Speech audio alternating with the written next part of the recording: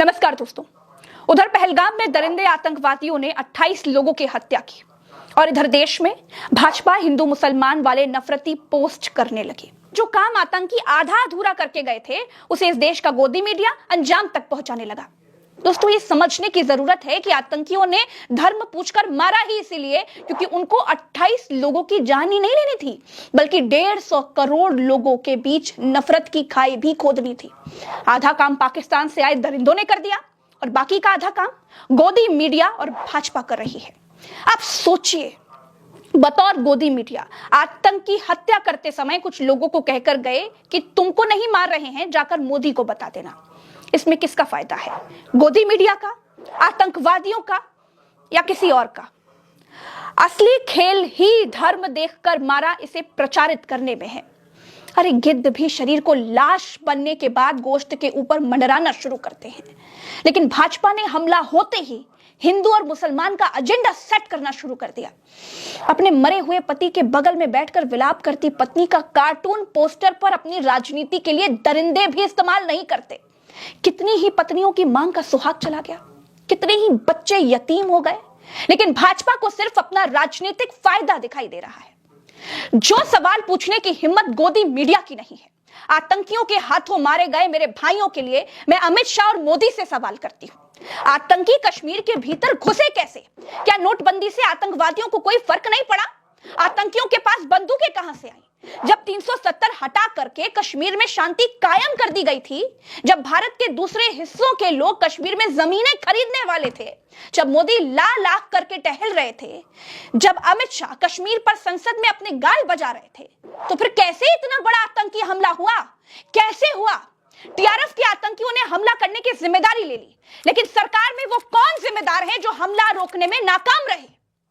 28 भारतीयों की सुरक्षा की जिम्मेदारी किसकी थी? क्या नरेंद्र मोदी इस्तीफा देंगे? क्या गृह मंत्री अमित शाह इस्तीफा देंगे? क्या राजनाथ सिंह इस्तीफा देंगे?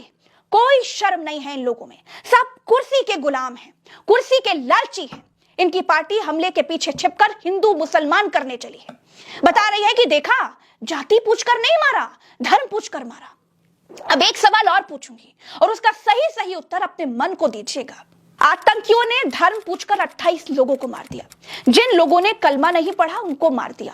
लोगों की पैंट उतरवा कर देखी, जिनका खतना नहीं हुआ था उनको मार दिया। मुसलमान आतंकियों ने हिंदुओं को मार दिया। गोदी मीडिया से बार बार यह प्रचारित करवाने में किसका फायदा है? कि आतंकियों का, किसी और का? पहलगाम हमले का किसी कश्मीरी मुसलमान ने सपोर्ट नहीं किया। भाजपा ने अपने ट्विटर हैंडल से आपको यह नहीं बताया, ना ही गोदी मीडिया आपको यह बता रहा है। आतंकवादियों का जब हमला हुआ तो नजाकत अली नाम के एक व्यापारी ने, जो कि मुसलमान था, उसने 11 सैलानियों की जान बचाई। क्या गोदी मीडिया ने आपको यह बताया? गोदी मीडिया ये नहीं बता रहा है, क्योंकि ये बताने से धर्म पूछकर मारा वाला जो एंगल है वो कमजोर हो जाता है। हमले के बाद मस्जिद से हो रहे इस ऐलान को सुनिए जरा। यह भी गोदी मीडिया की कुछ सुपारी पत्रकारिता से अलग है। अस्सलाम वालेकुम व रहमतुल्लाहि व बरकातुहू। एक जरूरी ऐलान समाप्त फरमाइए। अभी अभी हम सबको एक खबर मौसूल हुई है कि पहलगाम कश्मीर में टूरिस्ट पे दहशतगर्दों ने अटैक किया है, जो कि काबिल मजम्मत है। दुनिया के कोने कोने से कश्मीर में लोग सैर तफरीह के लिए तशरीफ लाते हैं और उन पे इस किस्म का सवार करना या इस किस्म का अटैक करना बुज़दिलाना है और हम पूरी अवाम बलेसा इसकी मजम्मत करते हैं। हमले के बाद कश्मीर में आम कश्मीरी इस आतंकी हमले की मजम्मत कर रहा है। उसे सुनिए। टूरिस्ट पे अटैक नहीं है, यह पूरी इंसानियत पे अटैक है। आज इंसानियत का कत्ल हुआ है। जो गवर्नमेंट है जम्मू एंड कश्मीर की, हम उनसे पुरजोर मजम्मत करते हैं कि उनसे इल्तिजा रिक्वेस्ट करते हैं कि जिसने भी हमला किया है कातिल को जल्द से जल्द पेश किया जाए। की पुरजोर मजम्मत करते हैं। दोस्तों, पहलगाम में आतंकी हमला करके कहां गायब हो गए? उनको सर्च करके कैसे अभी तक नहीं पकड़ा जा सका? न पुलवामा के आतंकी मिले, न ही पहलगाम के आतंकी मिले। भाजपा राज में बड़े से बड़ा आतंकी हमला करके आतंकी कैसे गायब हो जाते हैं? आतंकियों तक हम अब तक क्यों नहीं पहुंच पाए? उन्हें हम अब तक क्यों नहीं मार पाए? ये हमले में बचे हुए लोगों ने आतंकियों के कुछ स्केचेस बनवाए हैं। अगर ये आपको कहीं भी दिखाई देते हैं तो इसकी सूचना तत्काल पुलिस को दीजिए। मैं ये फोटो आपके सामने लेकर के आई हूं। बताया जा रहा है कि यही वो आतंकी हैं जिन्होंने हमले किए थे। चलिए, ये तो वीडियो में अब तक हुई एक बात, लेकिन अब मैं कश्मीरियों से बात करना चाहती हूं। मैं 10-15 दिन कश्मीर में रही हूं, कश्मीर को समझा है। बाईसरन वैली और पहलगाम में भी 3 दिन बिताए हैं। मैंने वहां मोहब्बत भी पाई और नफरत का नासूर भी अपनी आंखों से देखा है। इसीलिए अब सुनिए दूसरी बात। कश्मीर के पहलगाम में जो आतंकी हमला करने आए वो बिना किसी लोकल सपोर्ट के पहलगाम तक नहीं पहुंचे होंगे।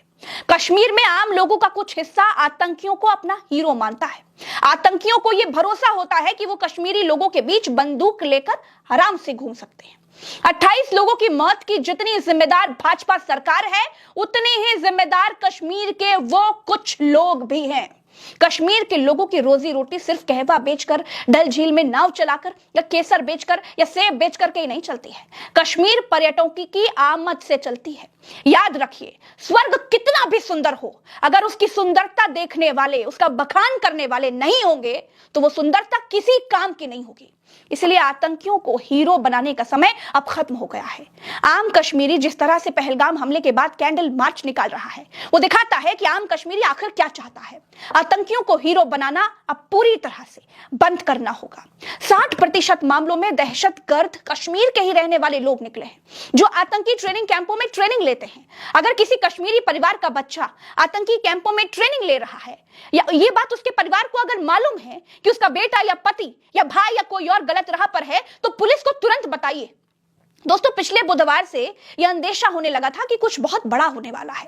हमने भी अपने चैनल पर खबर चलाई थी कि कुछ बड़ा होने वाला है। प्रधानमंत्री ने अपना कश्मीरी दौरा रद्द कर दिया था। मोदी राष्ट्रपति से मुलाकात कर रहे थे। कश्मीर के राज्यपाल दिल्ली में थे। गृह मंत्री अमित शाह, रक्षा मंत्री राजनाथ सिंह, स्वास्थ्य मंत्री नड्डा की, इन सब की मोदी के साथ मीटिंग्स चल रही थी। अंदेशा लगाया जा रहा था कि राष्ट्रपति के अधिकारों पर कुछ बहुत बड़ा होने वाला है, लेकिन इस बीच इतनी बड़ी आतंकी वारदात हो जाएगी, ये किसी ने नहीं सोचा था। अब बहुत हो गया। मोदी अगर अब भी लाल आंखें दिखाने में सक्षम हैं, तो इन आतंकी कुत्तों को कुत्तों की मौत मारना चाहिए और भविष्य में कोई आतंकी हमला करने की सोच भी ना सके, इसका पुख्ता इंतजाम करना चाहिए। लेकिन अब तक भाजपा की तरफ से जायजा लेने और पहलगाम हमले के बाद हिंदू मुसलमान करने के अलावा कुछ किया नहीं गया है। 5 तारीख को वक्फ कानून पर सुप्रीम कोर्ट में सुनवाई है।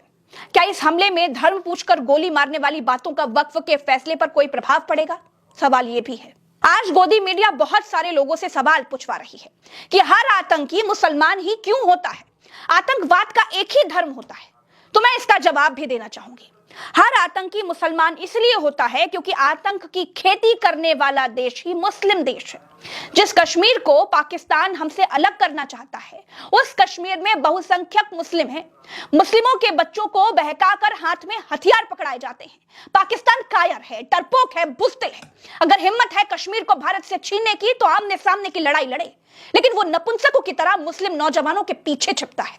अब एक ही रास्ता है, आतंकियों को चुन चुन कर खत्म किया जाए। पहलगाम के जिस बाईसरन वैली में आतंकियों ने हमला करके 28 लोगों की जान ले ली, उन्हें मौत के घाट उतार दिया, उस वैली में आमतौर पर सेना की तैनाती नहीं रहती है। वैसे तो कश्मीर की सड़कों पर आपको जगह जगह पर सैनिक खड़े दिखाई देंगे, लेकिन पहलगाम की बाईसरन वैली में सैनिक नहीं होते। बाईसरन वैली जाने के लिए पहलगाम से घोड़े करने पड़ते हैं। बाईसरन वैली जाने के लिए कोई सड़क नहीं है। पहलगाम में आरू वैली, बेताब वैली, कई सारी घास और नदियों से भरी हुई खूबसूरत वैलियां हैं। यह आतंकी हमला कश्मीर के टूरिज्म को जड़ से हिला देगा। मैं इस आतंकी हमले में शहीद हुए लोगों के परिवार का दुख नहीं बांट सकती, लेकिन ईश्वर से प्रार्थना करती हूँ कि ईश्वर मारे गए लोगों के परिवारों को यह दर्द सहने की शक्ति